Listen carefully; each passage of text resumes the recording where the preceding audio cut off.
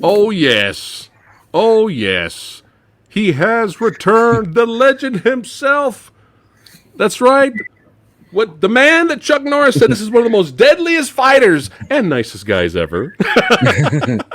Richard Norton has returned back to the movie dojo. Thank you so much, my friend, and always an honor to have you here. Thank you for joining us again. Thank you, guys. Pleasure to be with you. Oh, yeah. Oh, yeah. And we're going to have some fun today. Let's see who is here in the house. From the Movie Dojo Armory, we got Jake Hall here saying hello, PhatSamuraiGuy, Richard Norton. We got some fans here saying hello. That's hello, right. Back. Welcome. Oh, yeah. Oh, yeah. Everybody's here. Let's start the ruckus. Oh, yeah. We're going to have some fun today. Going to be talking some movies.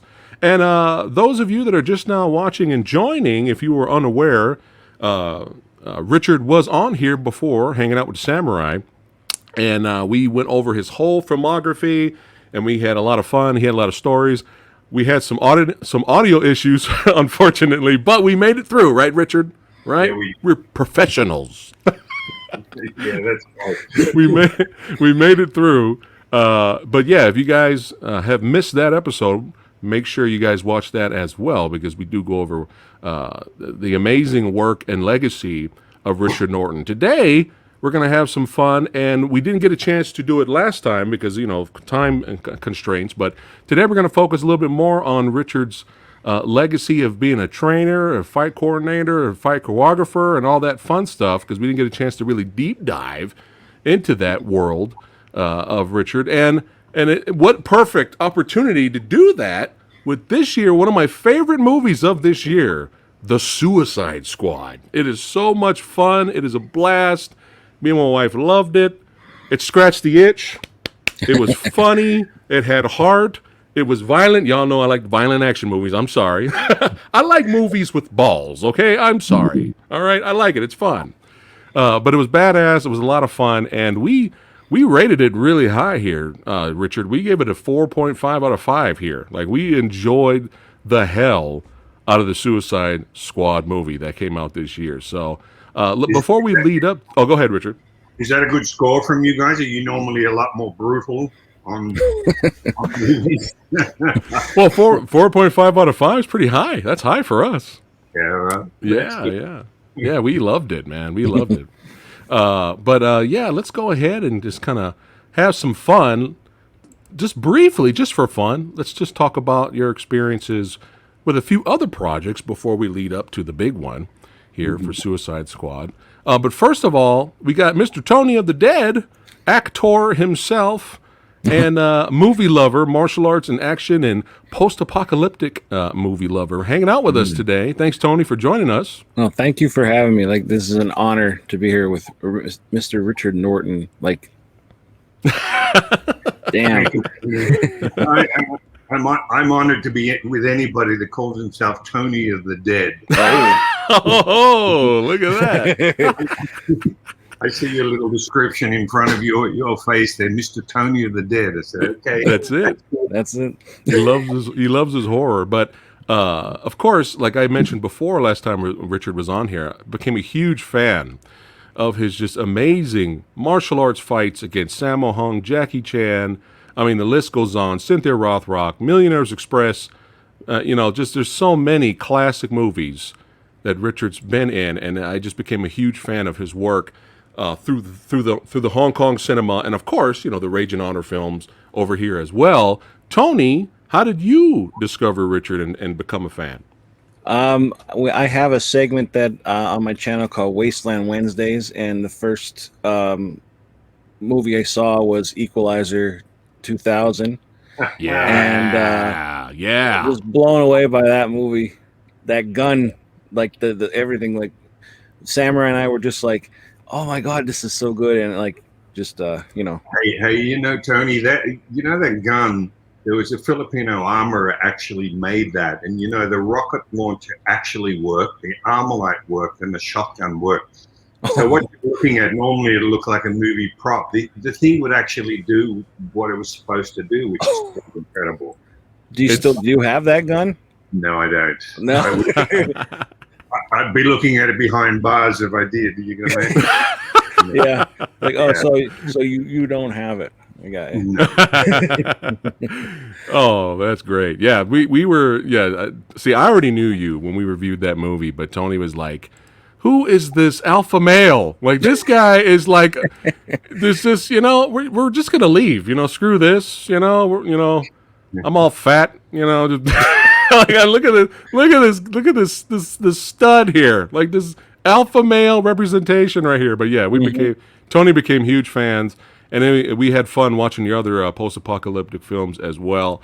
But then I've started to show Tony a lot more of your martial arts movies now, so he's even a bigger fan. So, we're spreading the love. We're spreading the love. Speaking of spreading the love, in terms of martial arts appreciation, just really quick, Richard, what did you think of one of the greatest fighters of all time, martial artists of all time? What do you think about Anderson Silva's success in crossing over to boxing?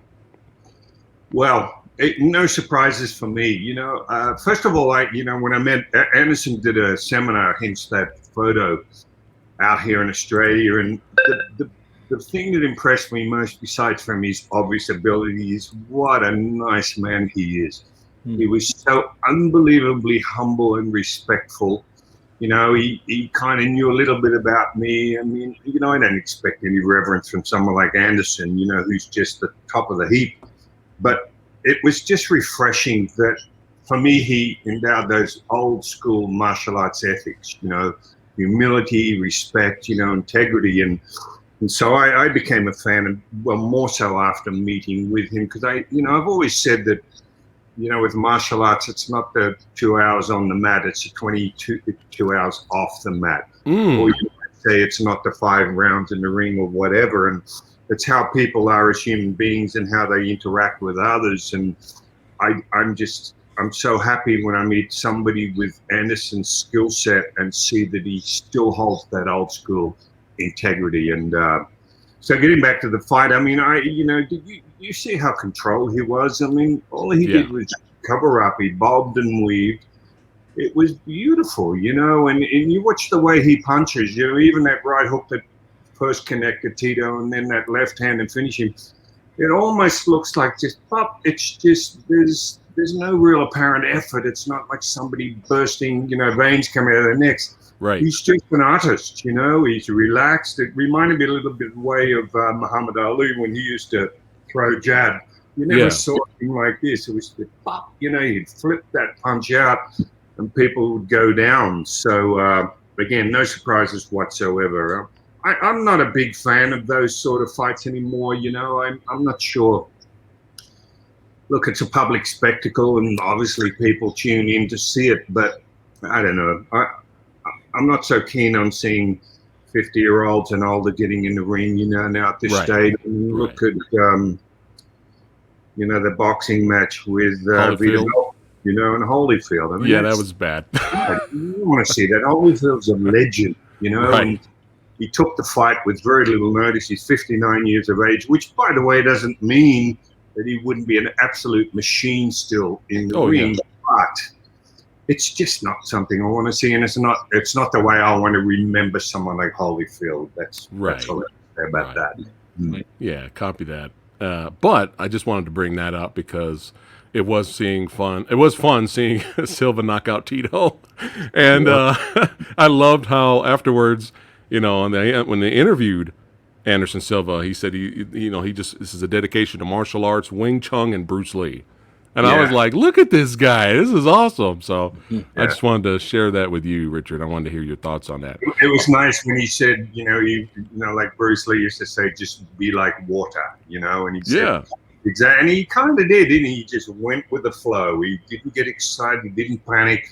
you just knew he can bob and weave and survive in the pocket, and then when the time was right, which is exactly what happened. So that was nice. Yeah, that was poetry in motion. All right. So before we get into just a few projects, before we get into the Suicide Squad, so you've trained with many stars and actors, training them and getting them ready for their movies. How was it working with Scarlett Johansson?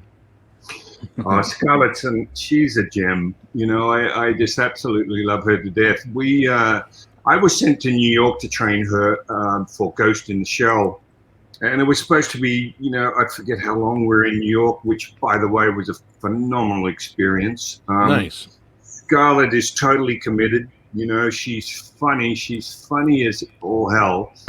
Very, very smart. A very kind of warped sense of humor, which suits me down to a T, you know, because I'm kind of the same. So we established a very good friendship along with the training. But again, Nice. she would turn up every time. She would be on time, and she'd be totally committed. So I always love that. I love it when you get an artist or anybody that you're supposed to train that's there because they want to be there, not there because they've been told to be there. You know what I mean? You can tell the way somebody listens, the way they pay attention, the effort they put in as to whether they really want to do it or they're just going through the kind of the numbers. But I was in New York, and then we went to Los Angeles. I was there for a while with her in Los Angeles, and I wasn't the fight coordinator on Ghost in the Shell. That was Timmy Wong, you know, a friend of ours who's stunt coordinator from New Zealand. And so my job was really to teach Scarlett all the tools that I figured she would need as that character in Ghost in the Shell. Because at that stage, the choreography is not figured out. So, you know, again, I just have to explain what this is a punch, this is a back fist, this is a back kick, you know, whatever it might be that I think that character, the skill set or the toolbox that she would need as that character. And that's what I did in New York and LA. And then gradually when you get to New Zealand, I was there really to look after her and make sure, you know, she looked on camera and everything else and keep her polished up. And she just did amazing. I mean, she's, you know, I can't say enough about Scarlett. Nice, nice. How fun is that? And also here in the next movie, which a lot of fans could still consider to this day, Steve Austin's best movie. They still consider this his best movie, and it's still up to this day. They're like, no, The Condemned is the best, man. How was it working with these guys? We had so much fun, you know. See, Steve Austin, as everybody knows, is, you know, such an icon of the WWE, the wrestling. I remember the director, Rick Jackson, wanted me to focus on Steve as anything but a wrestler. He said, I don't want him to look like he's in a World Championship Wrestling ring. And as funny as it sounds, you might think that's easy. And it's not when you look at the style of action that Steve's known for in the ring. And you have to transform him, you know, so I had to work a lot on footwork, you know, how to move, how to throw a punch, how to make a punch work for camera. But again, it's not difficult with an athlete like Steve. Yes, he's good at one area, and it's new for him to be throwing punches and look a little bit like a close quarters combat sort of dude. Yeah. But because they understand their bodies and physicality and everything else, and particularly how to put on a show, which is what you're doing when you're making a movie, then the leap's not that great. And he was great, you know. And again, we used to work out with weights, you know. We would hang out, and it was a good experience. The other one was Vinnie Jones, who everybody knows from Lock, Stock, and Two Smoking Barrels. Oh, yeah. You know, just on the far left of the screen you're looking at. And Vinny was a trip, man. I ended up being, I was a fight coordinator, ended up being Vinny's fight double. So I was playing Vinny in a lot of the fight action. And once again, when, you know, and I had Sam Greco doubled Steve Austin. Sam is a friend of mine who was world Kyokushin champion. Yeah, he was an MMA fighter. He's also a K1 world champion. I mean, this guy's a moose. So once we all got together, that was the end of it. It was a non-stop practical jokes from day one. I mean, it was ridiculous. And we just had some funny times. You know, I remember I'm supposed to be doubling Vinny, and I'm chasing supposedly Steve Austin, over these rocks at a waterfall. This is up in Queensland. So, I'm chasing Sam, and they had a camera overhead on a wire, and there was no sound, wasn't obviously sync sound because the mic couldn't follow us. And I'm just having a ball, and I'm chasing after Sam on camera, and I'm screaming at him, say, "You fat fuck, you better run, look at your ass, it's jiggling around." When I catch him, I'm just saying the most atrocious stuff while Sam's running, and we're chasing him up, and we get to the top, and we hear cut. When I look up to my right, I mean, it was really quite profane, but, guys get together, and I look up, and there's a mum and a dad and 2 kids on this little walkway because it's like a public park, Yeah. And I look up, and I see them just looking at it, and, I was like, oh, my God. And I looked up and said, it's just a movie, I felt so embarrassed of some of the stuff I was sending out, but anyway, it was just where we just had such a good time. Vinnie Jones is great. He's funny. I mean, he would sneak into Stone Cold's trailer, and put cellophane over the toilet seat. He would wander in and take a pee, and it'd splash all over him, and it was real. Oh, that's hilarious. Schoolyard kind of pranks and everything. Yeah.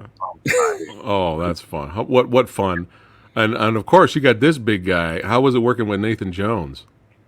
Nathan's great. Well, I've known Nathan for a long time. As you know, Nathan's close on 6'11". Wow. But he's a big man child, and I say that meaning he's the loveliest guy as well. He loves home computer video games. He's got his house set up with speakers everywhere. I mean, there's everything. I don't know why I say that. Why wouldn't somebody that's 6'11", the size of Nathan, be sitting there enjoying video games? But it's not the image that I had. Yeah. And he was fantastic. He's an amazing athlete, as you know. He was in Fury, in Fury Road. Max did a phenomenal job on that. Nathan's living in Thailand at the moment. All right. So, but anyway, yeah. And again, the great thing, as a fight coordinator is you don't know what you're going to get with people when you start to put them together with an actor. There's a big trepidation about safety, and does this person have control? But the thing I loved about Nathan, he couldn't have been more concerned about abusing his strength. If he grabbed somebody in a guillotine hole or whatever it was, he was well aware of his power. And I just loved that he was very, very aware and sympathetic to the fact that he had to be very careful because he's just a big man. Of course, so is Stone Cold, but you know what I'm saying? I mean, there's plenty of opportunity for people to get injured when you get adrenalized, even within a fight scene. Right. You might realize, but it's not unlike being in a real fight because you're going maximum. You want to look the best you can be. You want to look the strongest you can be. So there's every chance that can get a little out of whack, Right.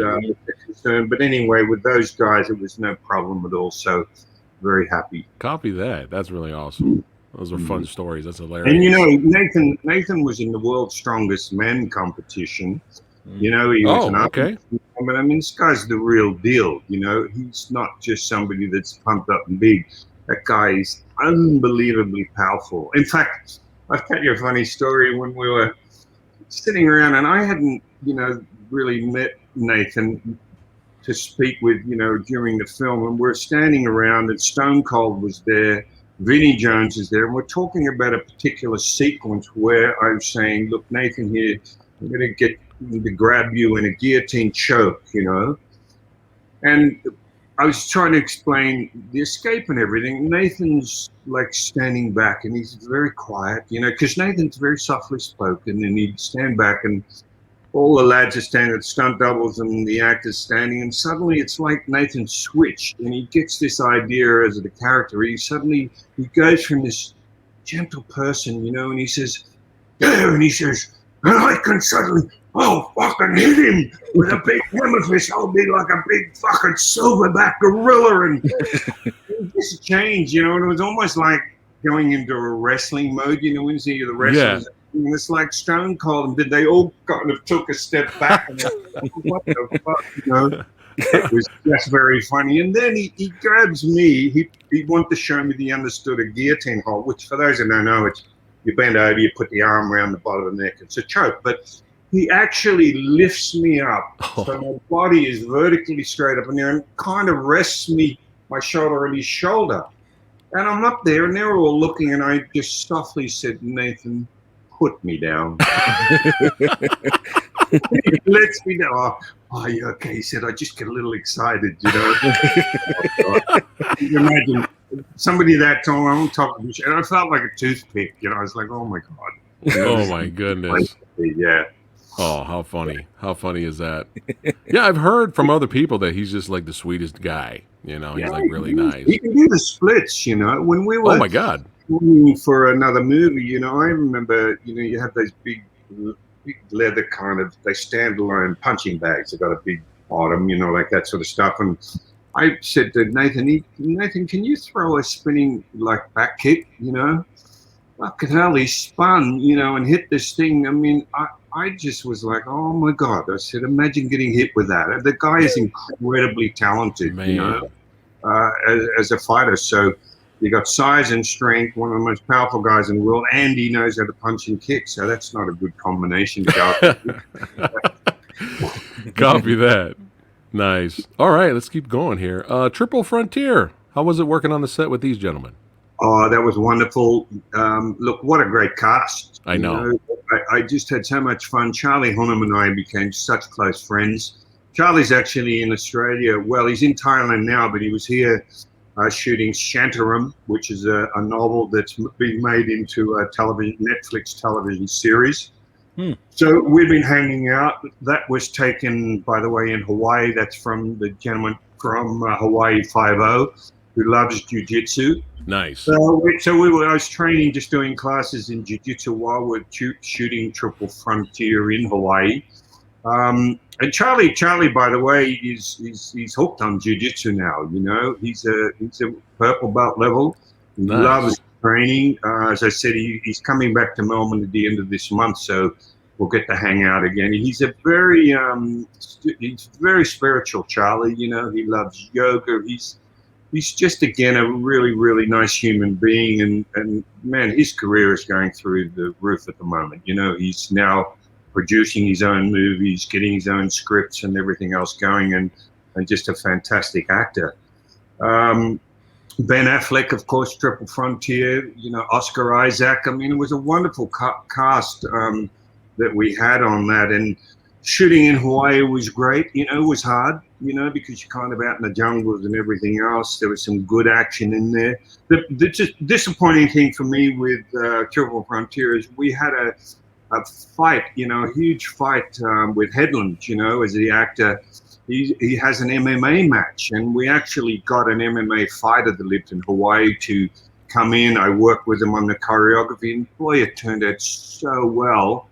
Garrett Headland, you know, was fighting and trained him up. It was such an amazing fight, and for whatever reasons, got completely cut out of the show, which Garrett was devastated because he did work so hard on that. And it's not like it didn't look good. I mean, sometimes I don't care whether I choreograph him or somebody else. You look at it and you go, well, that's shit. You know, that shouldn't stay in. But, you know, this particular fight, and Garrett's effort in that, and I forget, unfortunately, you know, the MMA fighter that we got, who was wonderful to work with. But anyway, they did a phenomenal job. So it's a chance to do that as well as do close quarters combat, a lot of gun work and everything like that, of course, involved. But Charlie's hooked. He's hooked on that jiu-jitsu. Yeah, no, he loves it because I started training him early on before Triple Frontier in Los Angeles. You know, Higa Machado, one of my jiu-jitsu coaches, has a Beverly Hills Academy.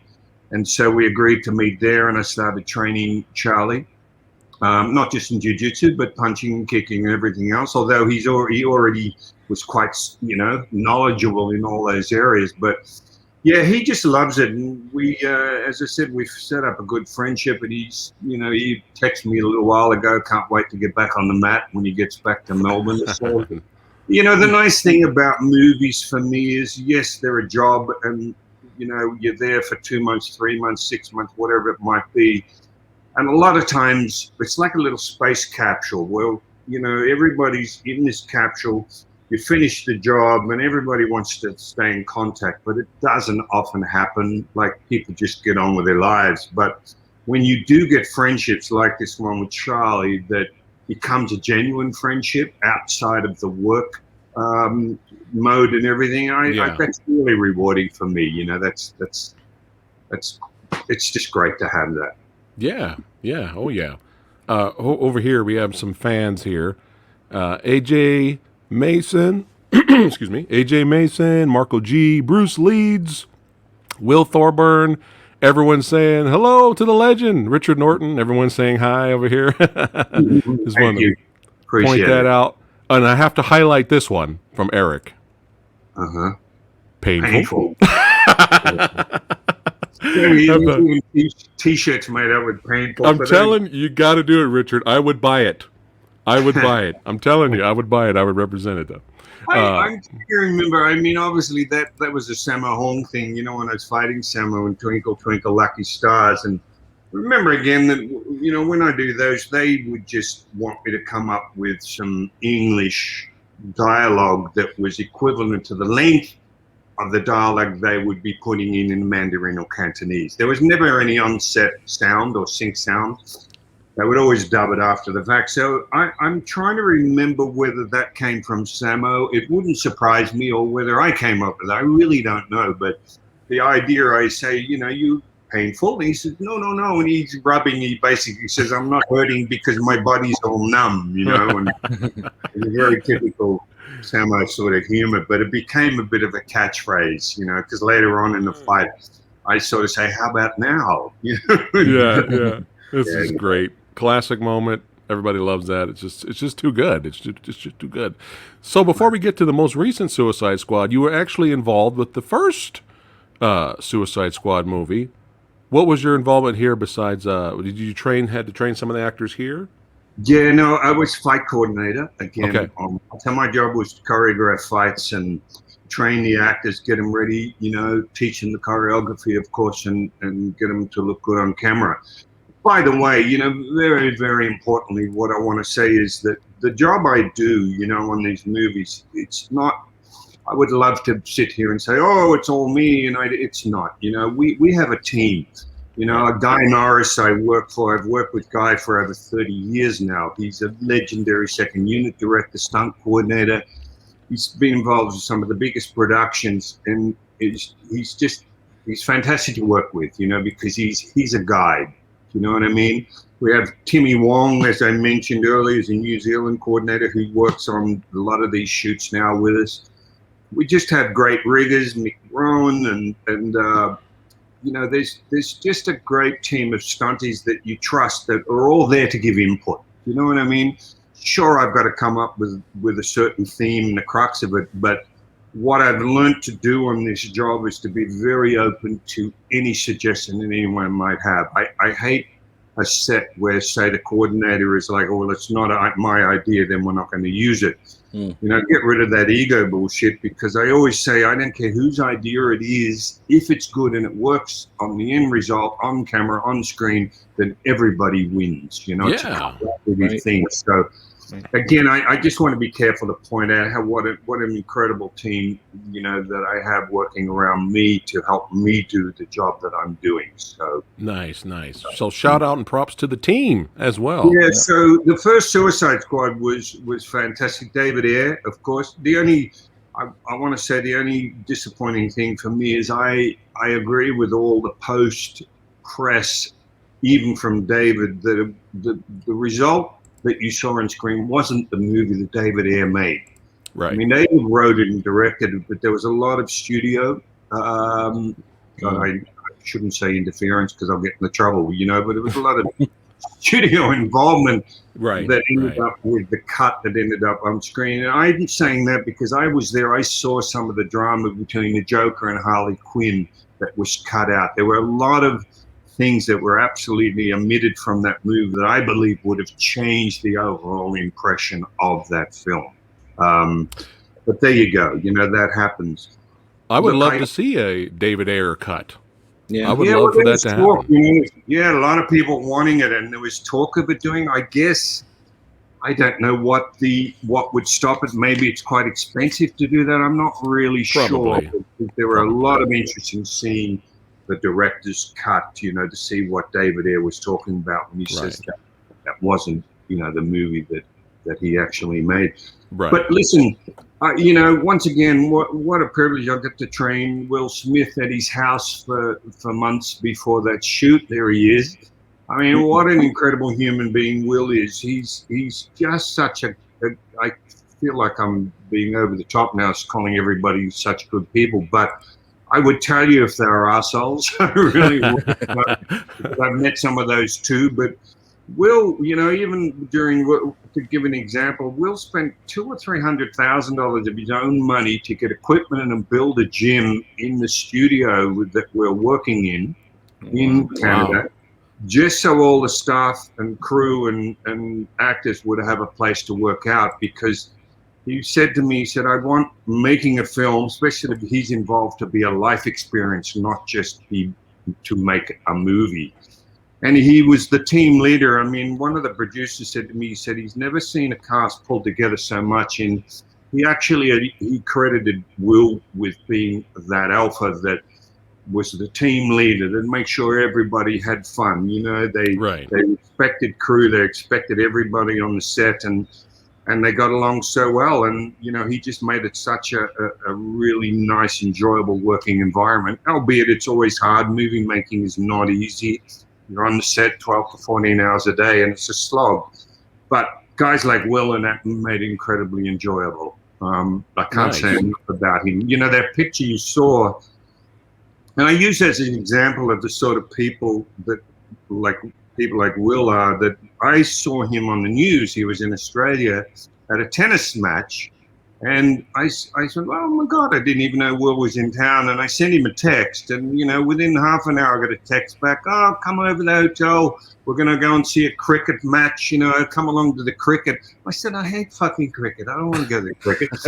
We talked, and it was just great. I got to hang out with him. We drove around Melbourne and looked at all this graffiti on the walls that he loved and was interested in. And, so for somebody like Will and of Will's stature to just out of the blue come join us, and sort of welcome you in just like you're an old-time friend, again, that says a lot about him as a person, I think, anyway, because you read so many stories about actor being aloof and they won't make eye contact, they won't talk to people.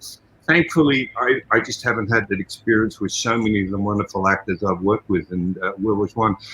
Of course, that was my intro to Margot. I went up to the Gold Coast, which is up in Queensland, and got to train Margot there, help her get ready for the Suicide Squad. I had another friend of mine, John Isles, who's ex-SAS. He was in the SAS for 30 years. He helps train the actors in weapons use to look, effective and efficient with the use of weapons. So we had a ball. I started training Margot in jiu-jitsu up on the Gold Coast. And again, she reminds me a lot of Scarlett in that you cannot get a more committed actor, or person. Nice. And I didn't train her for that long in the jiu-jitsu, but I said to Margot, I said, you should take power, from how easy it is to train you. I said, I could literally teach you any fight scene known, and I believe you could pull it off. She's that gifted with attention to detail. Like jiu-jitsu is a very complex art. It looks like two people just rolling in the ground, but the leverage and the precise placement of limbs and everything else it's a very precise art. And I would explain a move to Margot, and I had another young lady into jiu-jitsu that I got to pair up with her, and I would watch her and I would just see her brain move this wrist, move this hand, move her hip. And again, I became very aware of her attention to detail, which, by the way, is why someone like Margot is as good as she is and why she's where she's at. It doesn't happen by accident, I don't believe. So just an absolute joy, and just a little Aussie chick, as we like to say. She was on Neighbours, a TV show here in Australia, a little soap opera for 4 years. and that was her starting ground. And I don't believe she's changed since. She's funny, she's down to earth, she's totally unaffected, and just Nice. a true professional. So there you go. Nice. I just found go out ahead, like go ahead. maybe a week ago that she was Australian. I had no idea. Yeah. Like, I think it's fascinating. It's fascinating when like somebody like from England and Australia can pull off like an American accent so well and like fool you. Like, can you? Can you? Oh, look, I can do it. Well, I lived in Los Angeles for 35 years, and now to an Aussie, they say I have an accent. To an American, they obviously pick it up because I don't focus on it. I'm able to do it, but you got to remember that even in the old days, every movie that came out was pretty much American, So this is what the audiences were used to hearing, They just weren't used to it, and it's changed now, by the way. Of course, it's more acceptable now to have English accents, Australian accents. But for a while there, for you to be an actor and a professional actor, you had to take on the ability to adopt an American dialect, whether it's a Southern accent, maybe a East Coast, more of a New York kind of Bronx accent, or what they call mid-American, or standard American. And you have to learn it. All those people like the Margos, all those people you would have seen on the show, like Neighbours, would most of the time have also been going to voice coaches, dialect coaches, and learning to be able to speak with a very flawless American accent. And that's why you see some of them just do such a good job. They have to. It's almost like knowing how to hit your mark on a set when you get there. Mm-hmm. You just wouldn't get a job if all you could do was sound Australian. Because, excuse me, I mean, you can imagine that if you're in Europe and suddenly the actor, "G'day, mate, how you going? Yeah, did you have a good day?" They'd be like, "What the fuck?" They don't understand. We speak a lot faster. There's a lot of slang in our accents. And as soon as you get an audience that doesn't quite hear the words or understand it, you lose them. And so, again, I'm just reiterating, it's just a skill that a lot of Aussie actors have to have, and still today, even more so, will have, the good ones anyway. Copy that. Awesome. Classic fight here from the Octagon. You versus Chuck Norris. Amazing fight, classic fight. And you're so good with weapons, especially the katana sword. Did you have any input with the actress who played Katana in Suicide Squad, or was that somebody from your team? No, that was all me. I got. Oh, nice. Yeah, Karen Fukuhara was playing Katana. Once again, here I go again. But what a lovely, young lady she was, and again, she again.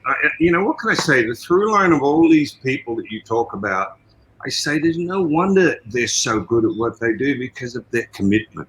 You know what I mean? They literally want to be the best they can be in front of that camera. They don't just get on there and try and sleepwalk their way through it. And Karen and I did hours and hours of work with the katana, working the stroke. She was supposed to be very traditional, in a sense, with a sword. As you know, there's a lot of like samurai movies and there's a lot of twirling. If you ever study, kenjutsu or use of the sword, you realize that is not Japanese. The Japanese are they're very Zen-based, meaning if this one simple cut can do the job, why would you do that? You know what I mean? There's a simplicity in what they do with a lot of their martial arts, especially with the sword. So I had to sort of keep it based, in a very fundamental and very kind of look to what you can say. I mean, it's still a movie, by the way, and it still has to be kind of showy, Yeah. There's an old saying that what's real on camera is often quite boring. So that's true.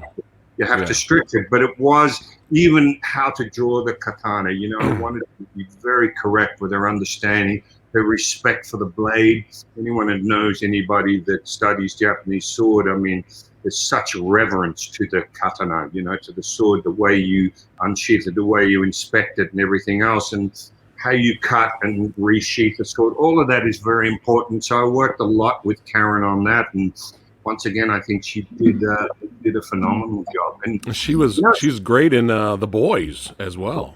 yeah, and she was up yeah. for a couple of awards, acting awards, and it just warms my heart when I see that, because she just deserves it. You know, she's the sweetest kid, and I'm so happy to see the success that someone like her's having. And so it was a lot of fun. You know, Suicide Squad overall was great. You know, with the original one with Boomerang, Captain Boomerang, Jai Court. I mean, you know, again, he's another Aussie down to the core. I mean, you couldn't get more Aussie than him. Yeah, mate, he'll be right. Yeah, no fucking worries, you know. He's my favorite character in that movie. Me too. He's my favorite character. And what happens in the newer one? I was like, no. I didn't mind it. I wanted more Captain Boomerang in the second one, but it was funny. It was funny what happened to him, though. But yeah, let's go on to the newest Suicide Squad. We got some behind the scene shots here of you and James Gunn. That's awesome. How was it working with James? James, you know, I didn't know what to make of James initially, because obviously I'd never met the man. You know, you hear stories and everything else, but he's the best thing about James, and it might sound like this should be par for the course, but James knew exactly what he wanted. He was very definite with what he wanted out of an action scene, out of a dramatic scene. In other words, it wasn't that you would get on set and then he'd try and figure it out, which there are some directors that really do shoot from the hip, you know, which not necessarily a bad thing, because it allows it to be quite spontaneous. Excuse me 1 second. Sure. I had a little cough. So it helped that, you know, when it came to action scenes, that James would give you a very, very detailed blueprint of the feeling and everything else that he would want in a scene. And I'm talking about from my point of view, you know, as a fight coordinator. And, you know, interesting enough, James had music, even in rehearsals, and particularly when we shot. James, as you hear throughout Suicide Squad, there's all these songs that play, and these are favorite tracks. Like Harley's, you know, when she does her big fight, is Just a Gigolo. You know, James just loved that song, and he would play that even with rehearsals and during shooting over loudspeakers as a way to set a cadence for the camera moves. You know, it set sort of a pace for the scene. Yeah. And every different action scene had a different song, which I thought was really interesting. And he just knows exactly what he wants. He can be quite forceful too when he doesn't get what he wants, you know, but that's okay. That's a director's job. He also had a very good eye. You know, I remember looking at there was a scene where Margot's character is Harley Quinn we're in Panama, and she's got to jump from a couple of levels up the side of a building, you know, and we had wires, of course, you know, and we did a rehearsal. We always pre-visit and show James, and it looked fantastic. And it was just one little move that I wouldn't have noticed, and James, well, stop. He would say, I don't believe that. I don't believe she could do that. And I thought, wow, I love that, because yes, you can go over the top in Marvel films and everything else, have people with supernatural sort of powers, but James wanted all these characters to be totally grounded in the skill set that they were supposed to have, meaning Harley Quinn is not a supervillain. She can't fly, she can't jump tall buildings with a single bound. Right. She was athletic, she had a gymnastics background and everything else as the character. So I just thought it was interesting that I wouldn't have noticed it, but he just suddenly saw just one little glitch in the wire work that made him say, no, I don't believe that, you know, and he wanted to fix it. And I don't think an audience would have ever noticed, nor even paid any particular critical attention to it. But I loved the fact that I realized he wasn't just watching the shape of something. He was incredibly detailed, you know, in regard of what he wanted. So, yeah. Nice. And the other good thing that I loved about James, you know, I got to find out that James, he studied so many of the Hong Kong action movies. You know, he nicely knew of my work and everything else, which was nice. He had respect for my history and what I could bring to the fights in that regard. But he studied Sammo Hung and Jackie Chan and and different Hong Kong action directors. He studied their camera position, how they would edit fight scenes together. And I thought that's pretty cool. You know, that was very refreshing to hear. Yeah, how cool is that? That's awesome. Yeah, yeah. This movie made me even more of a fan of John Cena and Jill Kinnaman. This movie, man, I'm telling you, I really enjoyed their performances in this film, man. They were hilarious. And man, that fight they had, which we're gonna get to there. How was it working with Joel and Cena? You know, John Cena, what a gem again. He when I met him, again, so respectful but so committed. He said, Rich, he said, I will turn up on time. He said, I will give you 100% to get what we need to get. Meaning, again, what do I keep saying? The through line here is passionate actors that just really want to be the very best they can be. This is a lesson to anybody out there, by the way. You know, it's the old thing of it, you know, a job worth doing is a job worth doing well. I mean, that's the through line that I see in so many of these actors. And John Cena, he had his own particular way of learning. As you know, he's a WWE wrestler. In fact, I was all excited when I met John. I said, oh, you know, do you like jiu-jitsu? Do you like grappling? Hate it, he said. Hate grappling. I said, what do you mean you hate it? You know, you're in the WWE, he just didn't enjoy it. You know, he had some signature moves, you know, that he would do. Didn't like grappling at all. I said, oh, okay, that's interesting. I probably thought, thank God, because if he had been good, and if you've seen the size of his arms, I thought, oh man, this wouldn't be a good experience for me wrestling someone like John Cena if he could actually move. But he was committed. You know, he's very structured. He's one of the most intelligent guys you will meet. I mean, he told me when he recently finished a movie with Jackie Chan, and out of that decided he wanted to teach himself Mandarin. So he could speak fluent Mandarin. Oh my God. He was doing a lot of takes on the set in Australia. He had a piano set up. He would play piano. You know, he taught himself how to play. He loved challenges. You know, John was somebody that really liked to get out of his comfort zone and tackle sort of tasks and just really applying himself. He read a lot. You know, I actually gave him a copy of a book that I love called Zen and Japanese Culture. You know, it's just about mindset of the samurai and everything. And in a weird way, because he was also using a sword, you know, which we'll get to, you know, using a katana type sword in Suicide Squad. I thought, yeah, I'd like to introduce him to that samurai mindset, the code of Bushido and everything else. And he loved that. He would like to learn very much. He was very definite. Everybody's different, by the way, you discover with how you train them. And part of the job is trying to figure out the best way to basically teach somebody. And John started with legs. He didn't want to know anything. He showed me the footwork. Everything started with getting the footwork down precisely. Then he would add, you know, some of the sort of the moves on top of that, whether it's sword work or throwing a punch or whatever it is. You know, it was very structured, but he just knew that's the way he would learn. And, you know, again, worked for him. So committed and great to work with. And look at his comedic timing. I mean, guy is funny as hell. I think James even made a comment that John Cena is the most gifted, improvisational actor. He could improvise and add humor better than anybody else he'd worked with. And I thought, well, that's quite a credit to get from someone like James Gunn.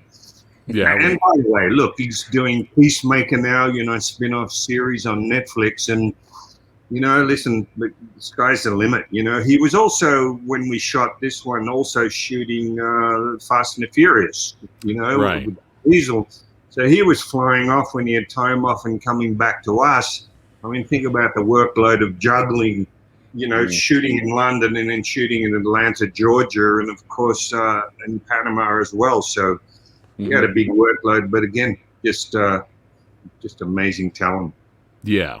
I was busting up. Are you a part of the spin-off show? No. We were already here in Australia and committed to another show, but the request was there for our team to go in and work on Peacemaker. But unfortunately, you know, it's always depends at the time with whatever else is going on. I mean, I've worked with Guy for many years, so I sort of liked it. I'm thrilled to be a part of Guy's team. So the work I get is usually the work that Guy gets, you know, and he takes me as fight coordinator part of his team accordingly. So that dictates a lot of that. Copy that. With Fast 9, though, a lot of people that seen that movie, they thought the end fight sequence between John and Vin Diesel was very disappointing. Nobody was disappointed with this fight. Yeah, you know, and I haven't. Nobody complained about this fight. People talked about this fight after the movie came out. This fight was phenomenal. That's just so good to hear. Look, you know, we've talked about John, of course, and his skills. Well, you know, Joel Kinnaman. Again, I introduced Joel to Brazilian Jiu-Jitsu. He's now sold on it. He's hooked. He's a purple belt as well in Jiu-Jitsu. Nice. Very, very skilled, phenomenal actor, very, very skilled, you know, as in drama, you know, as well as action. And, you know, that fight was great. You know, we had some, of course, you know, as everybody knows, you have stunt doubles and everything and fight doubles for these people because that's the way we go about working out what a fight is. You know, you can't get the actor for weeks and weeks before just helping work out the fight. So we put it together and, you know, there was, again, that's Nate Perry, you know, was there.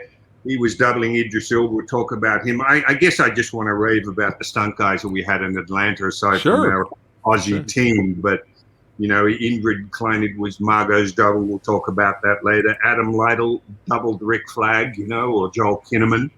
And Adam was fantastic to work with. And again, you know, you had John Cena's doubles, you know, with a couple of people because the main double was away a lot in London with John. So we had to get somebody else to work with sometimes in Atlanta, you know, but Spencer and these guys were just amazing to work with in order to construct the fight. So getting back to it, you know, what I loved about this fight was that, first of all, it starts with a reflection in a helmet. It's brilliant. This helmet. That way, you know, you can say, oh, what a great idea until you try and do it. I mean, it was so hard to figure out the exact arc that would allow one continuous camera move to keep them in shot, you know? So that had to be figured out a lot. But I thought, what a great idea rather than just having the fight in all its glory, to have it, you know, as a reflection like that, but, you know, was just, again, another James Gunn, something he wanted. Henry as a DOP was phenomenal with working with James and getting the shots that James wanted. So good result. But James particularly wanted, in fact, he wanted all the characters, as I've already said, to be very grounded, meaning that they shouldn't run up a wall, you know, and be ridiculous if that wasn't part of the character. And he wanted this fight to be very brutal. This was like a barroom brawl. These were two guys that are very similar in skill sets, with weapons work, with military style background. So he didn't want anything flashy. It was supposed to be very untidy and quite ugly, which suited my style down to a T, because we were able to get a little bit of MMA type moves in there, but untidy. And I use that word a lot because, you know, as you know, I did bodyguard work for 20, 25 years, worked on doors. I know what real fights look like. And the one thing they're not is tidy. You never see a nice, crisp street fight. It's rough. It's off balance. It's out of kilter. And I love when you can get a fight with guys like this that will get that rough edge to the whole fight, where you're looking at, you almost want to feel like you're looking at a documentary, you know, going, oh shit, this is really happening. Now, of course, you use wires. I mean, some of the work, you know, that our stunt doubles did, Adam and people, when you see John Cena pick up the Rick Flag character, you know, and shot put him, you know, into these hoppers, you know, which were really the feed bins that fed the prisoners or the captives that were victims of stars. You know, they had stars on their face. Anyone that hasn't seen the movie won't know what the hell I'm talking about, but anyway, you do. and so those hoppers, they were metal, they were hard, you know, and some of those stunts which you saw the guys doing, that was brutal. I mean, I had my heart in my mouth with a couple of takes, because you couldn't have just totally breakaway props in that particular case. They were solid, you know. And because Joel was wearing a T-shirt, you couldn't pad him up, you know. So what was really happening to the extent that the wires really catapulted the doubles into the hopper, and you see the way that Adam, you know, falls to the ground. I mean, a couple of times it's like, oh God, if he hits the back of his head in the wrong place. Yeah. So it's not all song and dance, you know, with fights like that. There's a lot of risk, but the brutality of it, I think it worked, and I love the fact that the fight had drama. I mean, the one thing that I'm very keen on is trying to tell a story with a fight, and sometimes the simplest punches and actions can tell that story effectively. It doesn't have to be a multitude of punches and moves to really sell a story. And if the audience believe the characters and they're they're going along with that journey as they watch the movie, it needs to stay real to the character and his skill set. Once again, Rick Flag and Peacemaker, they weren't superhuman. They were just military type dudes that are amazingly good at what they did. So when you saw the fight, it wouldn't be like Karate Kid with coming up in the air and doing silly jump kicks. Again, very grounded, two powerful guys doing what they do best. And the end part where you see Rick Flag on top of Peacemaker, look at the drama in that. I mean, look at the expressions that John Cena had, how true to character he was. Look at Rick Flag when he got stabbed with a piece of, the toilet system that had broken. He used that. We decided we'd use that, stab Rick Flag in the heart. And look at the dramatic presence that Joel brought to that. I thought, that's beautiful. You know, and I say that because I've often said in the 80s with a lot of the action films I did, as long as you had half a dozen fights in a movie, you could sell it. I'm talking about the VHS market in the old days and then the DVD market. It really didn't matter about the drama. You could have drama, fight stopped, drama stopped, then you have a fight, which often didn't really correlate with much else in the movie. It was just there because it was an action film, and then drama continued. Well, it's great if, again, you can have drama within a fight. I thought the ending and that interaction, those close-ups between John Cena and Joel Kinnaman made that fight for me. You know, you saw the heart of the characters, you know, in the end result of that fight. And for me, that's what makes a fight work. You know, it's bringing the drama, telling the story. We used to call it non-verbal dialogue, you know, choreography.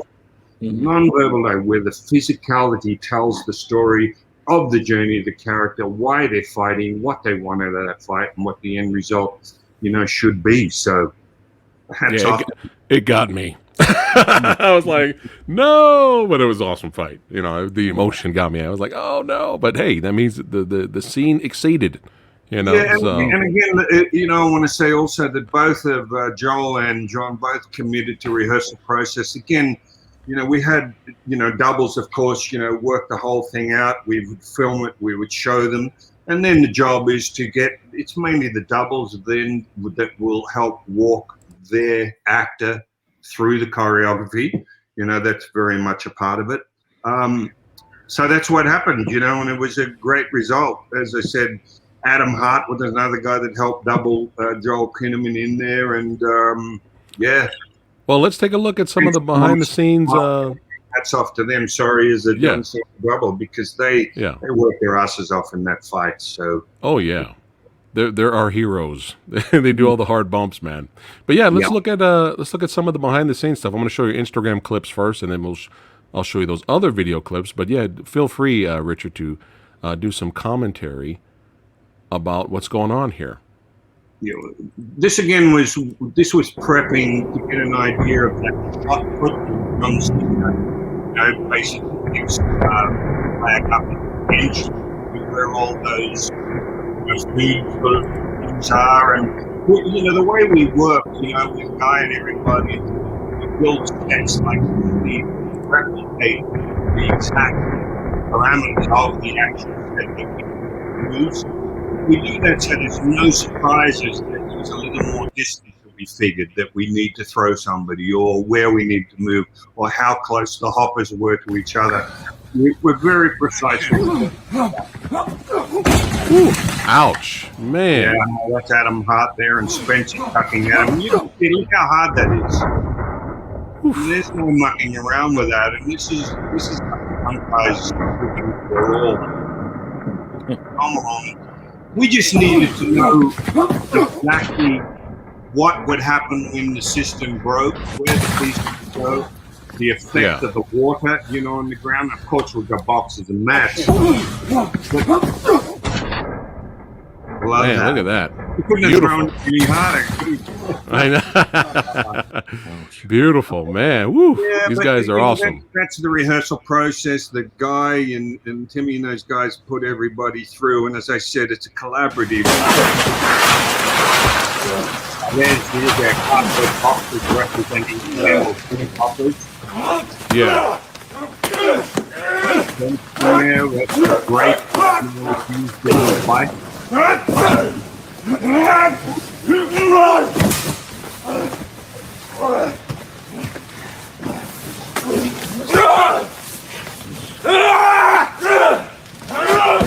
Woo, look at that. Got the ground and pound there.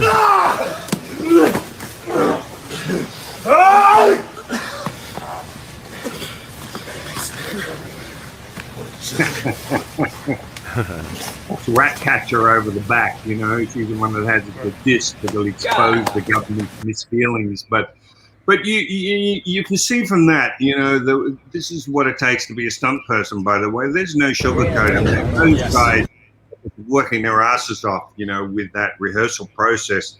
And that's what we show the actor, and that's what the actor steps into. And it's that sort of intensity that gives them an idea of what's possible in a fight. And again, you know, the stunties, they just did such a phenomenal. They're the unsung heroes of action films. You know, they get credit to the end of the film that's probably this big, but without them, none of this stuff happens. You know, so. But like, man, this clip tripped me out when because I was like, oh man, they're setting the guy on fire.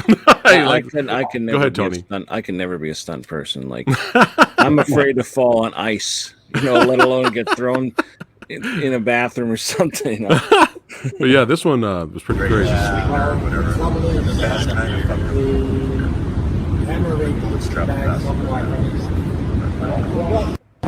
There's the beginning of it, I believe. Yeah, this is the start of it.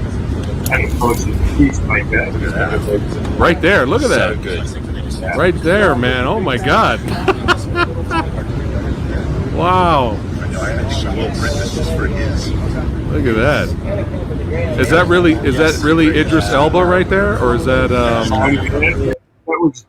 You know, we have Spencer as a John Cena double and Nate Perry as an Idris Elba double. When we do those rehearsals, obviously on the day of the shoot, they're in there, they're doing it, but you wouldn't put them at risk because that's about finding out, you know, there's no question that stuntman is on fire. I mean, are you kidding me?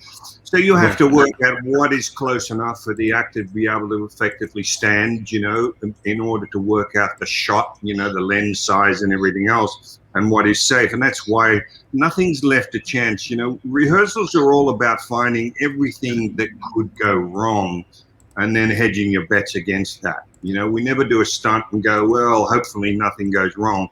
Our job is to sort of figure out everything that can go wrong, because Murphy's Law always kicks in no matter how well rehearsed you are. But again, we just rehearse to that point so we know, you know, again, what problems we can run into. But this is awesome. Thank you so much, Richard, for sharing some of these behind-the-scenes clips here. Let's take a look at some more. Have this, a couple like this one. Nobody has this, by the way. So there you go. Exclusive chat. Enjoy. We got some more clips here. Let's go ahead and play this. Then this is Margot Robbie's stunt double. This is why I wanted you to see this, because this was rehearsals for, you know, what an incredible action sequence. And this is all James Gunn that wrote this out and knew what he wanted. But, you know, it's a sequence of Margot when she's captured at Corto Maltese and she's hanging from this contraption. She ends up choking the guard out. There's a shootout. And part of the fight ends up with her grabbing a javelin that the original javelin to start a movie presents to her. And she's trying to figure out what why he wanted her to have it. Anyway, it turns up in this fight down this hallway where she fights multiple people using the javelin like a bow staff. And this is actually Margot rehearsing this. So this is not a stunt double. And you tell me, I mean, you look at this is still very early in rehearsal. Look at the way Margot moves. I mean, she's so incredibly talented, which is why I said you could teach it just about any fight you could come up with. Look at even this little sequence with the way Margot handles this. Nice. Who's not, by the way, handled the staff before. Okay. Their twirls and how to manipulate the staff, how to make it feel like, you know, it was part of her. That's part of the job. But anyway, just roll that. It's only a short bit, but yeah, let's take a look at it. I'm excited. Let's do this.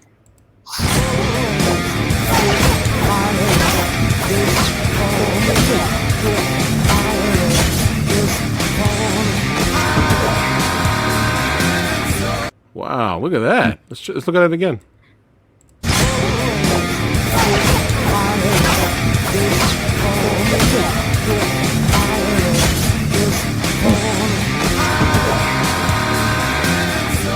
Look at that.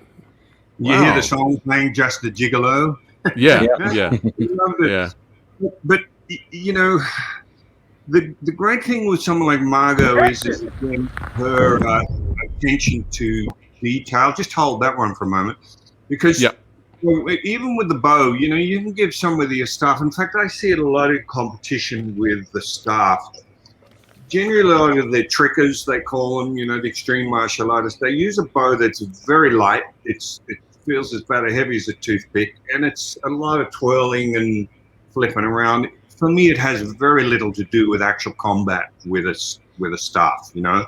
Right. So part of the training with Margot is, again, yes, it's balletic, you know, that whole sequence moving down the hallway, because James Gunn wanted a continuous sequence with no cuts, you know what I mean? And now, of course, there ends up being some cuts with some of the wire work, but generally speaking, they were using, Henry and James were using this very new red camera, which is very small in size. And it meant that Henry could be in the middle of the action, you know, the camera people. It wasn't a big, heavy sort of cased camera that we used to use. It was very maneuverable, so it meant that action scenes like Margot going down that hallway could be the camera's on a dolly moving with her, and it was a continuous flow, almost like a ballroom dance, you know? Yeah. Later on, you see Margot in a red dress, and some of the sequences were made to almost be like she's dancing. But getting back to the use of the bow, I said, Margot, you know, when you swing a bow, there's what I call a focus point. You know, there's a point where that weapon technically is making contact. You can't just have a continuous just flow with the weapon. You can only do that if it never hits anything. But if you actually hit something, there's a reverberation, there's a rebound, there's an action-reaction principle we call about. Right. You would even totally understand that. So you would swing it through, and at a certain point, you would see that focus, we call it, that intent on the weapon. And a lot of people might see, but I do, and I just go, man, hats off to you, Margot, for understanding that sort of complexity when in the middle of a fight, staying in character, doing something you wouldn't normally do, and carrying it off to that sort of excellence is just fantastic. Nice. Shout out to Lone Wolf Ronin, new member, channel member, becoming a certified badass again. Thank you, sir, for supporting the channel. Woo-hoo. You rock. You are awesome. Down here, we have Marco G, just enjoying the show. Good to see Richard back on the show. And Marco G also said, good movie technique. He's talking about the Margot Robbie scene. Finishes her moves fully. Fluid motion. Very nice. There you go. Some more Richard Norton love there. All right, you ready to see the next clip? Let's do it. This was a great scene at the end of the movie. The big fight in the rain was awesome. Yeah, in the rain, and you can see this was to determine the blood effects. You notice that Spencer's using, as John Cena, as Peacemaker, he's got a sword with tubes attached to it. We wanted to see the effects of the flicking blood. You see it going through the air, hence it's in slow motion. Oh, nice. Look at that. How's that happening? Yeah, no, well, it's attached to a tube that you can't see that goes down the handle of the sword and through Spencer, and then it's attached to a machine that pumps supposedly, fake blood through. How And cool is that? that was designed to see the effects of water and blood mixed together. And I love that fight because I was very surprised that when in the jungle scene, when John Cena uses his sword to go through quite a number of guards, rather in this scene at Corto Maltese, sorry, he wanted it again to be very samurai-like. He wanted the katana to be used in very much old school, bit of a Kurosawa look to it, which surprised me, which I was happy with because that's more down my alley anyway as far as expertise. And again, look at these screenplays. Chris Phat would be a friend, take a good tour. Hugging the camera. Look at that. Get out of there, Chris. Getting ready for the final hit. Boom. Love it. Yeah. So again, it's part of the rehearsal process that goes into what we do, and I love the way that John was able to carry off that whole sword sequence. Very believable for me, and again, not over the top. And this was also once again the orders from James. Right. He didn't want moves that were superfluous. If you did a move, it should be pertaining to the actual result wanted out of the fight, as opposed to be very just flowery and showy and everything else. So quite functional. Copy that. Now this is the Rick Flag versus Peacemaker fight again from a different angle. Is this the reflection angle? Yes. Well, it goes all the way through. If you watch this all right, let's check it out. A whole rehearsal where we're trying to figure out how the reflection would work, and the boxes all represented the actual set that was built in the studio in Atlanta. Nice. Let's watch this. This is going to be fun.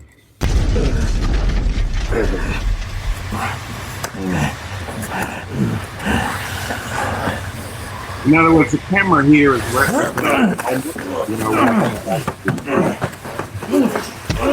Adam Lytle and that was nice.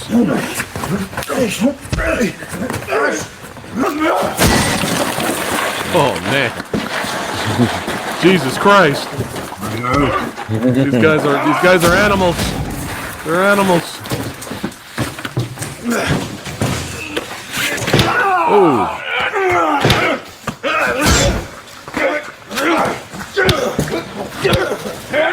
Notice a nice little added blood effect. Yeah. Adam Hart. Oh my god.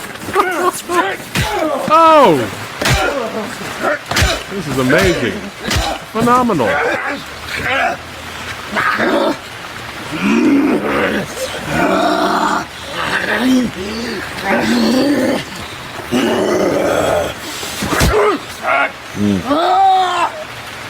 Love headbutts. That's why I had to have headbutts in there.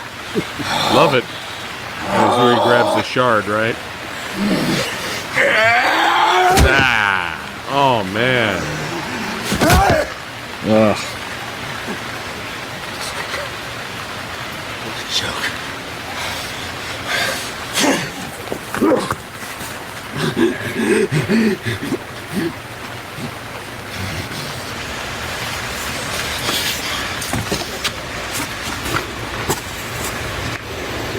Man, that was phenomenal. If you saw those two guys just like that in another action movie, you would totally believe it. I mean, nothing's left on the.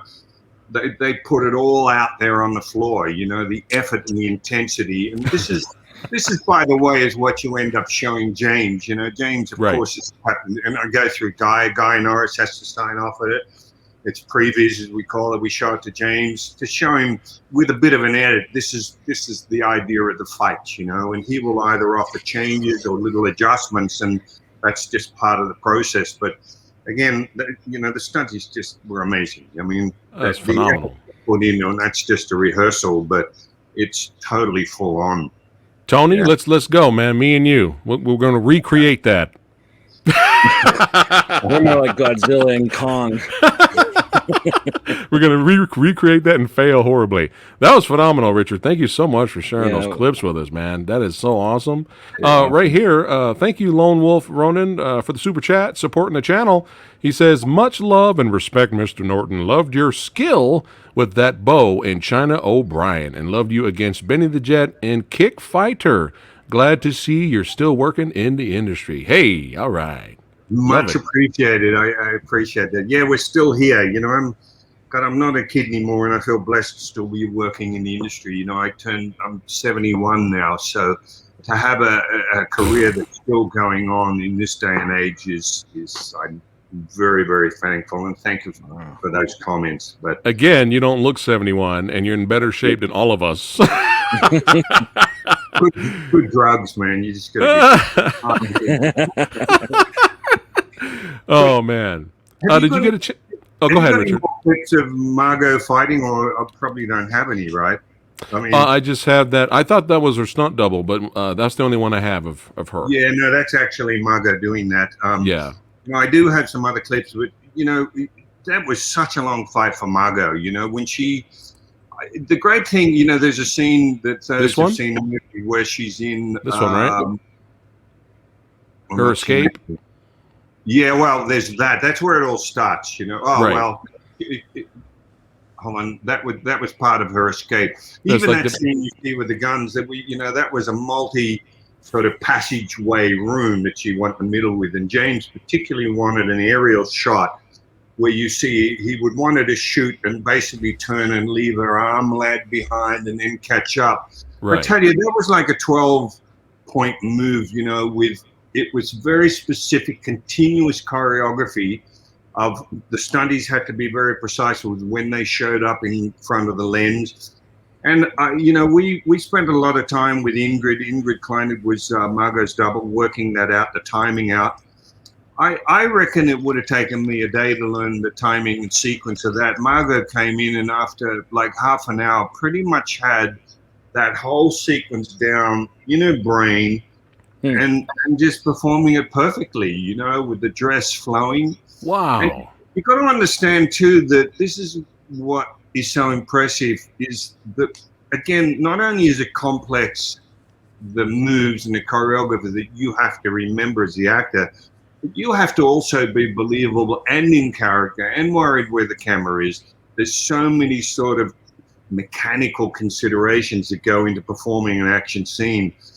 And you know, I would even, you know, teach Margot what I call combat breathing or autogenic breathing, which is basically that military forces use. It's a really simple way to control adrenaline and heartbeat, because when you get adrenaline, your heartbeat can go up to sometimes 200 beats a minute. And you need to be able to control that as a fighter in the ring or as sort of a military person, you know, out on the field. And I said to Margot, the big thing with the training for you, Margot, and why we've got to work so hard is you should look like you could do this in your sleep. This is what you do. There shouldn't be any intensity or concern or fear. Margot's whole character was she just loved the violence of it. You know, she had fun with it. Yeah. And so I would give it this breathing so it would just relax it, because even the take, as I said to you, is very stressful. I don't care who you are. When you got 100 people standing there waiting, all right, roll cameras and action, that stresses you, you know, because you want to look the best. You want to be good for the movie. You don't want to look like a dick and forget your choreography or whatever. So that's a lot. So the breathing really helped. And, you know, I'd give it to her just before a long action sequence, which again was incredibly beneficial and she took on board.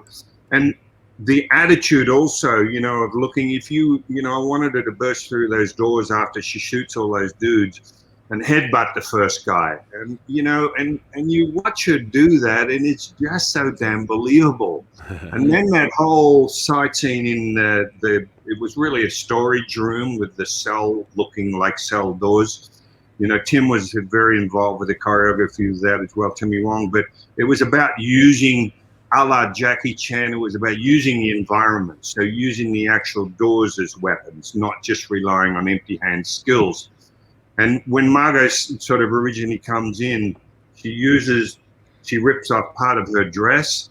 And that was fun for me because I wanted to do something using, in Indonesia, a lot of people wear a sarong, and a lot of them are actually taught to use that in a defensive sort of mechanism, especially against knives, which everybody has. So I thought it'd be fun to use the dress, as like they would use a sarong in Indonesian martial arts, when you see her parrying, the way she wraps the sarong around the neck, and you see the guard's knife hand is trapped to the neck, and she's holding him there, and then she pulls it away, and basically the guard cuts his own throat. Right. I mean, that's really real when it comes to actual Indonesian martial arts, pencak silat and arts like this. And so it was fun to sort of incorporate a little bit of that in there, as far as using that sarong. She grabs a guy around the neck and pitches him over her head, and we had to use wires, of course, but I just think the brutality of the fight came out in that regard. Even the jail cell is you notice there's one scene where we had the jail door. There's a guard, his arm stuck through there, and she smashes his face against it. Yeah. We had maybe twice, and he drops. What is a very much James Gunn thing to people that know that, no, he wanted to hit it like 8 times. So you see the guy getting smacked multiple times in the head with his door. Not easy to do either, by the way, for the stunty. But that was a very much a James Gunn kind of addition, to the sense of the fight. And I tell you, you wouldn't even probably notice it because there was a scene in that fight where Margot, I wanted to throw a straight back kick to a guard's chest. And in rehearsal, I said, Margot, look at you. I said, you can snap that up to the guy's head. And if we can have camera over shoulder, have you turning and looking back, and know that it's you doing that whole movement, how good is that? And on the day, she snapped this back kick out to this guy's head. I couldn't have done it half as fast in my best day, 30 years ago. I said, my God, how do you even do that? That's how impressive she is. So, it was a phenomenal result. And the character, again, remember I told you about storytelling. If you notice, again, a little James Gunn thing, that when Margot comes in and she's got these AK-47s, assault weapons, and she's blasting everybody, there's a spot where she stops because she sees the javelin. Oh, sorry about that. That's all right.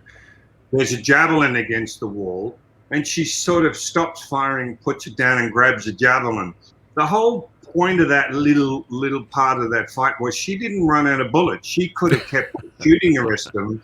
Character-wise, she just gets bored, She's like, oh, let me use this. This will be a lot more fun than just continuing to shoot. And that's the sort of character elements that James would influx, into the mode or the feel of the fight. And I just love those little pieces. And even stabbing the guy at the end with the javelin, we would work with Margot on stances, like very much traditional karate stances, in showing your balance, how you would actually look like you could impale somebody and keep balance all the time while looking like she's going and having a smoke. You know what I mean? It looked like just a walk in the park, and that's how casual it needed to be for Margot to actually achieve that. I mean, even when she's hanging from the ropes, I know James has made a big deal of this, but when she's sort of tied up and she's being tortured, and the guard turns around, that was fun because I decided, rather than just grab the guy with typically around the neck with the legs, we could do what we call a triangle choke. It's designed to cut off the carotid arteries here and oxygen to the brain. And it's a real move, albeit you wouldn't normally do it hanging from, the ceiling like that. Yeah. But it's a triangle choke. We got it to do that, which I loved. And, so there was a lot of detail, is what I'm saying, that would go into those fights. And what you saw, which James alluded to, when you see her do that and the guard dropped to the door and she uses her toes to pick up the keys, and then she inverts and uses key to unpick the lock, she absolutely did all of that. That was wow. She could do it. Because when we were shooting, I was back at the monitor and James is looking at me and is basically saying, oh, look, we'll need to cut. I said, no, James, trust me, Margot can do this all in one. And he kind of looked at me, and she did. And that impressed the hell out of him, that she could use her toes to actually pick up a key Margot Wow. bragged. She said that's the best part of her body. She said I could write letters with my toes and do all sorts of things. I could knit a sweater with my toes, but that was really her doing all of that. And then little fun things behind the scenes that you go, wow, that's pretty impressive. Wow, that is impressive. You know, many people I've spoken with to talk about the film, pretty much all of us are in agreement that that whole entire fight sequence with her escape was just so much fun and really impressive and shot very well. And it was, you know, in our opinion, it was better than anything they had her do in Birds of Prey. And I'm being honest. Thank you. Thank you. Did you get a chance to run into Stallone? No, I didn't. No, that was all post-involvement, you know, with that. We had, you know, another actor to walk around with a frame that sort of represented what shark would look like. But yeah.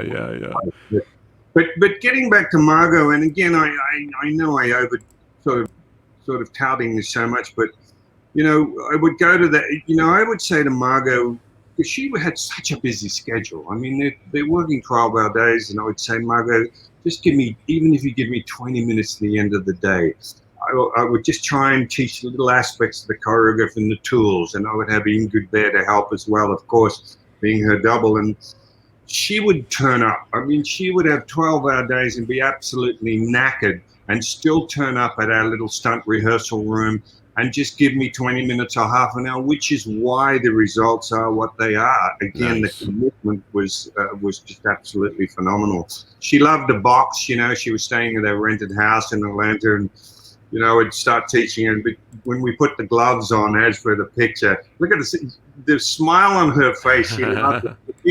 Her biggest aim was to try and knock me backwards into their swimming pool. And it's never going to happen, really. But she just enjoyed it so much, which, again, for me, made it so enjoyable being around, you know, people like her.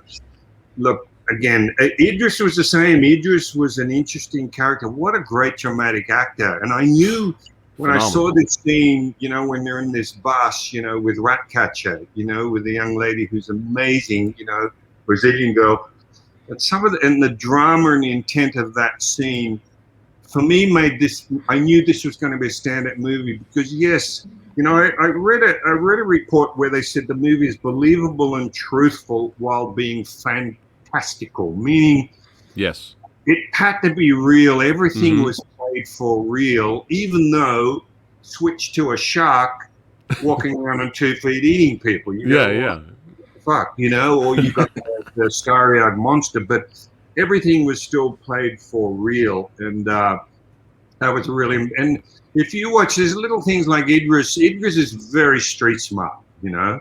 Yeah. He would joke that he could take all of us out, and I sort of tended to believe maybe there's a bit of truth to that. But even, you know, there's a little scene where he first confronts Viola Davis's Waller, and he picks up a pen and sticks it to her throat. That was crazy.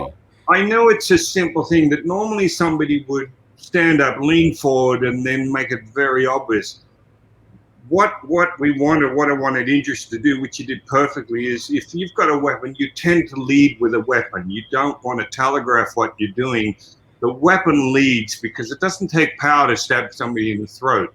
And to watch the way he understood that is when I went, this guy's got real street smarts. So like he understands what we call an initial move, a non-telegraphed move, where he suddenly, the pens, there was a cut they used, but when you saw the wide shot, I said, I couldn't have done that better. You know, that's exactly what I would do if I was going to preemptively stab somebody in the throat, or at least look like I intended to. So again, another wonderful guy to work with. You notice, you know, the John Cena,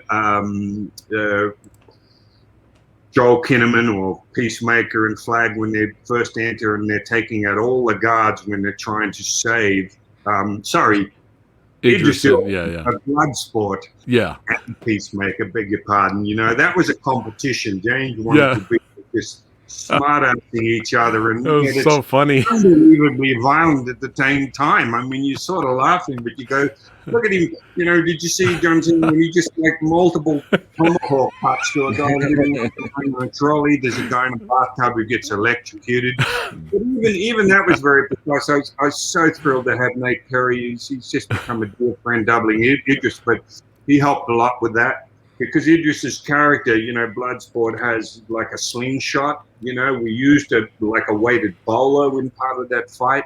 We used it as a garrote, and even the garrote is very precise the way that would really work.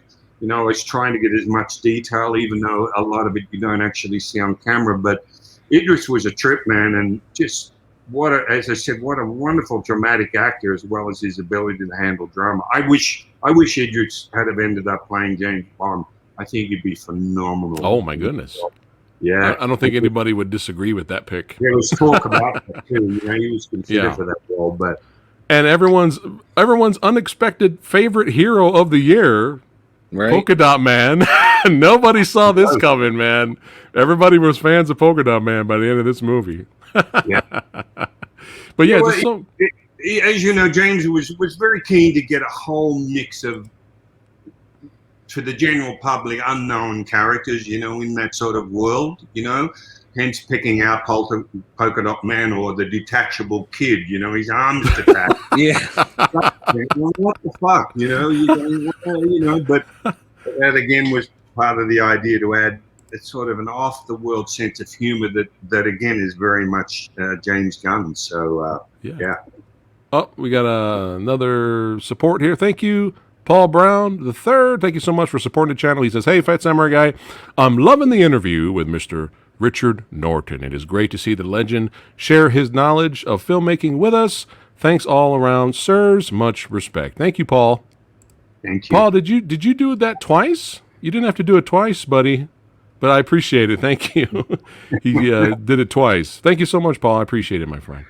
But yeah, this was an absolute blast having you on here, Richard. I could talk to you all day, my friend. And what a fun movie. It was just that's what it's all about at the end of the day, is going to the theater or watching it at home, being entertained and having a blast. I'm so happy, me and Tony being fan of your work. We were so happy that you were actually a part of this, helping getting everyone together. And it looks like everybody on set had a blast as well. Look at the crew there. I've got to mention my biggest regret, and it's a shame. But you notice in the end credits, a lot of us weren't credited. Like, there is no fight coordinator credit. Tim Wong, the second unit director, was not credited. Nick Brown. Yeah, there's a number of guys. Chris Patton, who was assistant coordinator. Go figure. I mean, what the fuck? I'm sorry, but that's just like, you kidding me? If you go to IMDb, we're listed, but as uncredited. But I don't even know how that happens. I'm not happy about that. But anyway, that's I just have to put a little peeve into the whole thing. Me and Tony are on board with that. Yeah. We're not happy either. We didn't know that. Well, it's a lot of hard work that everybody, even in Panama, when we went to Panama to shoot the exteriors there, it's one of the most dangerous places in the world to be, where we were in that particular neighborhood. They even, the local production stuff even had to pay some of the gang leaders to leave town. They actually gave them money to be not there when we're shooting, because on each side of the street you had warring factions as far as street gangs and everything go, and we're in the middle of that. So incredible effort. So all I'm saying is that to all the stunt people, cast and crew, the very least you'd want is a credit for some of the work you did.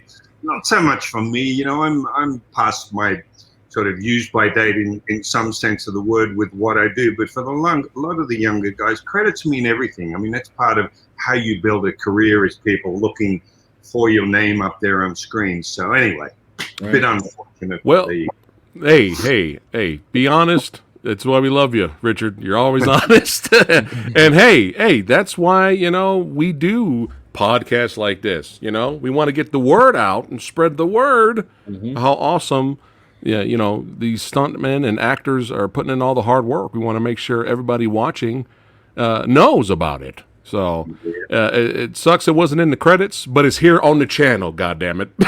That's right. We're going to share this video, Richard. Share this video to all your stuntmen. Hey, all the stuntmen, filmmakers that made this movie happen. All you badasses, we really appreciate what you guys do. And keep doing your thing, and we will be there to support it. That's right. include me in it. As I said, it's all about a team. I just can't emphasize that enough, Yeah. because Team. as I said, I'm the last one to get on and say, "Oh, this is all me." I wish it was all me. I wish it was that smart, but I'm not. It's a collaborative process of phenomenal. You saw some of the stunt with the rehearsals. I mean, my God, phenomenal. So, the commitment from them and the crew and the special effects and the people that build the props. I mean, it's kudos to all of them. It's a collaborative process that ends up with the result we get. So, hey, much respect, much love to all those people. And of course, Guy, that always thankfully uses me on projects like this and allows me to be a part of movie making. That's right. That's right. So, again, this was an awesome blast talking movies and hanging out with the legend himself, Richard Norton, giving the shout outs and respect to his team and all the filmmakers and stuntmen that make the magic happen. We really appreciate you guys. You're our heroes. And again, Richard, make this your second, third, fourth home and come back whenever you want. We could talk movies. I hope he comes back again and we could talk about Mad Max Fury Road. Maybe in the future. Or just all the post-apocalyptic ones. Yeah. That would be fun. That was what Equalizer 2000 was, a post-apocalyptic paying homage. It was really stealing the idea. That was a Roger Corman film because Mad Max is just coming out, and before it actually gets released, a lot of those companies would quickly take the idea, make the film in a matter of weeks, and sort of get it out there before the actual theatrical release of the big box office movies. But I'd love to talk about Fury Road. There's another one coming up. It's going to start shooting next year. Furiosa, right? Called, yeah. So as I said, the journey continues. So we'll be back to talk some more. Oh yeah. Awesome. Oh yeah, excited. Tony, look at him, he's going crazy. I'm excited. All right, guys, thank all you badasses for watching. Don't forget to follow Richard Norton on Instagram. That's right.